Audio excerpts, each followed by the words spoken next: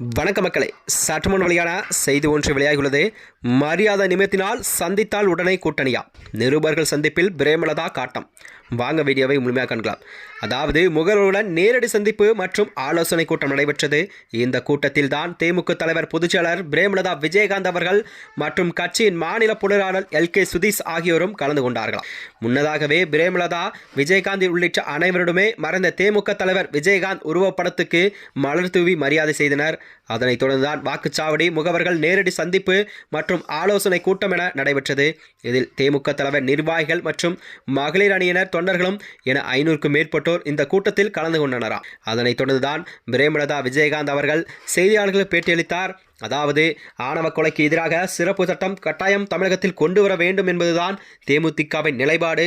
சக மனிதர்களை இன்னொரு நபர் வெட்டி கொள்வதை செய்வது என்று ஏற்கொள்ள முடியாது என்று அவர் கூறியிருந்தார். நாங்கள் ஜாதி மதத்திற்கு அப்பாற்பட்டவர்கள். தேமுதிக ஜாதி பார்ப்பது வேட்பாளர்களை நிறுத்தாது. நாங்கள் அதில் விதிவிலக்காக இருப்போம் என்று அவர் கூறியிருந்தார். எத்தனை பாரதியார், எத்தனை பெரியார் வந்தாலும் கூட, பேசினாலும் கூட ஆவணப்படுகொலை தொடர்ந்து கொண்டுதான் இருக்கிறது. மிக கடுமையான சட்டம் கொண்டு வர வேண்டும். அதற்கு முற்றுப்புள்ளி வைக்க வேண்டும் என்று தமிழக அரசுக்கு வலியுறுத்தியுள்ளார் பிரேமலதா விஜயகாந்த் அவர்கள்.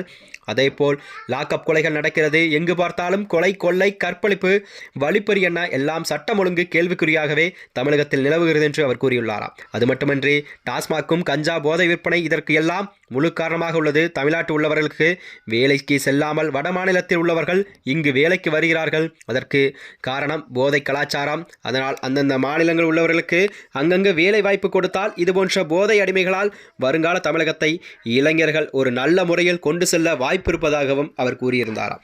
அது மட்டுமின்றி முன்னாள் அமைச்சர் KC வீரமணியை மரியாதை நிமித்தியாகத்தான் நாங்கள் சந்தித்தோம். அவரது ஹோட்டலில் தங்கியிருந்ததால் அந்த சந்திப்பு நடந்தது.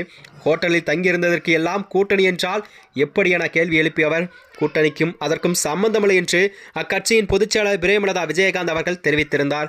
திமுக, அதிமுக தனித்துதான் கூட்டணி. விஜயின் நிலைப்பாடு ஏதும் தெரியவில்லை.